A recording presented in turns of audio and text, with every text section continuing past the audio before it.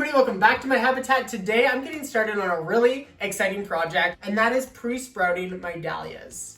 The varieties that I took out of storage did well. I'll go through them in just a second. I only had one variety that didn't do well, and that was the purple dahlia. You can even see here, it is dry and hard as a rock, which is sad, but I did buy another clump. Actually, I have it right, the bag right here. I'm not sure if you have a Costco next to you. I'm sure you've seen these bags. And there is a Edison in the variety. I got 7 clumps. There's only 5 flowers on here, so my odds are pretty good that I may get an Edison out of that. Sadly, I don't have photos and the actual name or varieties of most of these, but there's only 3, so it's not that bad. Number 1, we're calling it yellow striped. These did really, really well. The tubers are still firm. Only one died off, which is, I think, really, really good considering we have 1, 2, 3, 4, possibly 5 clumps or little tubers. Next one is not a dinner plate dahlia. It's a small ball form one that is a rich purple, even more rich than the Edison dahlia.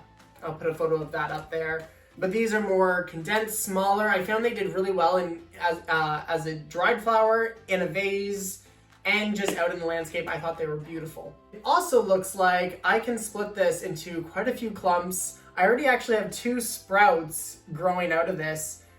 I'm very, very excited because this was my favorite dahlia last year.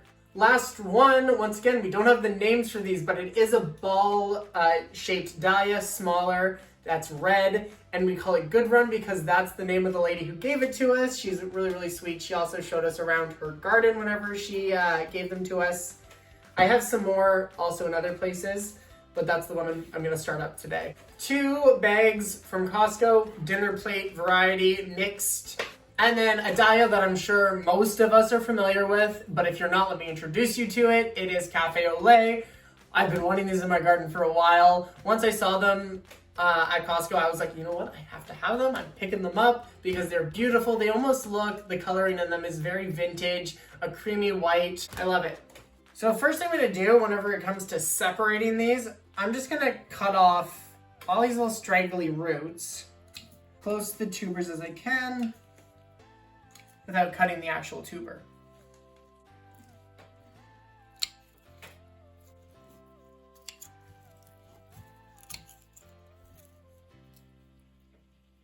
So I'm just gonna quickly try to find where these 2 growths are coming from. One is on this side of the clump and one is on this side just coming up the top. So it's pretty easy to see where they're coming from.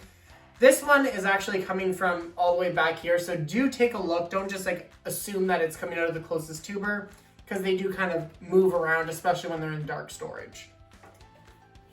But with a clean, sterile, because this just came out of my dishwasher, you can cut them, making sure you have an eye on each bulb. Not bulb, tuber, sorry.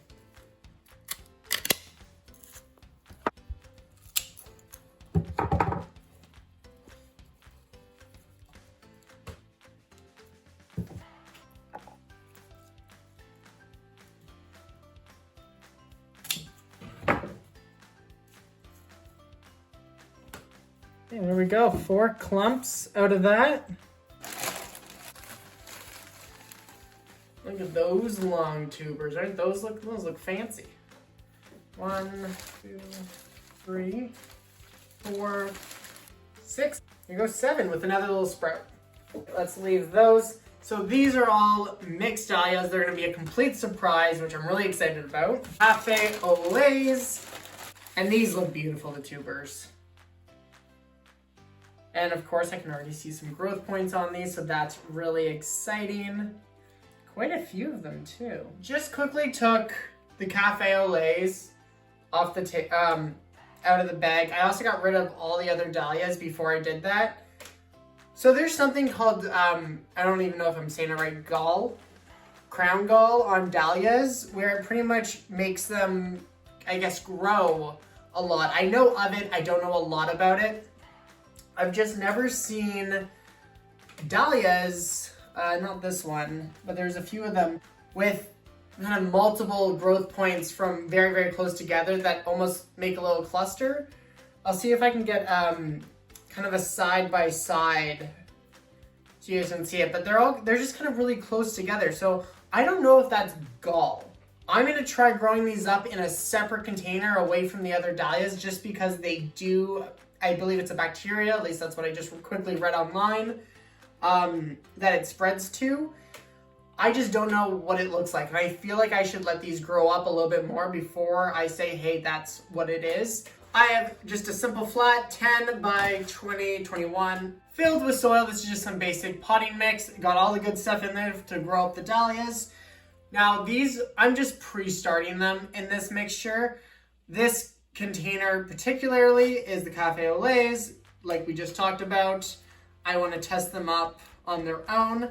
So I'm gonna kind of make a little bit of a hill here. I'll show you in just a second. There's like a line down the center. And that's because I'm gonna lay the tubers on their side. They're not gonna go straight like this. So just back and forth down this row.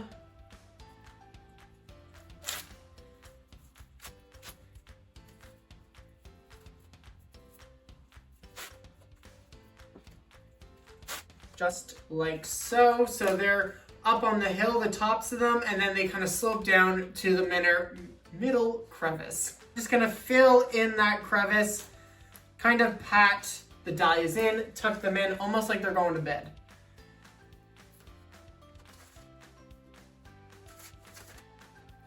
So this is what I'm gonna do to all of the dahlias. I'm gonna use other containers and wash my hands really, really well while I'm tucking in the other dahlia tubers. But really simple job. I'm gonna let these continue to sprout a couple of inches, then I'm gonna transfer them into their own pots where they will wait until they go outside.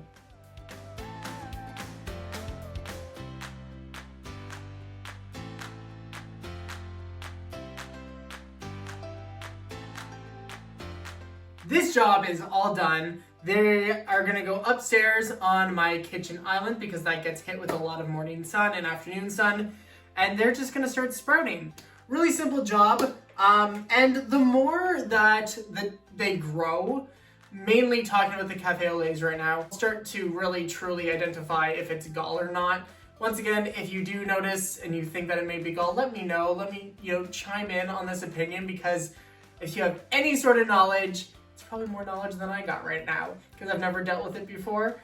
Thank you guys for watching. Until next time, stay gardening.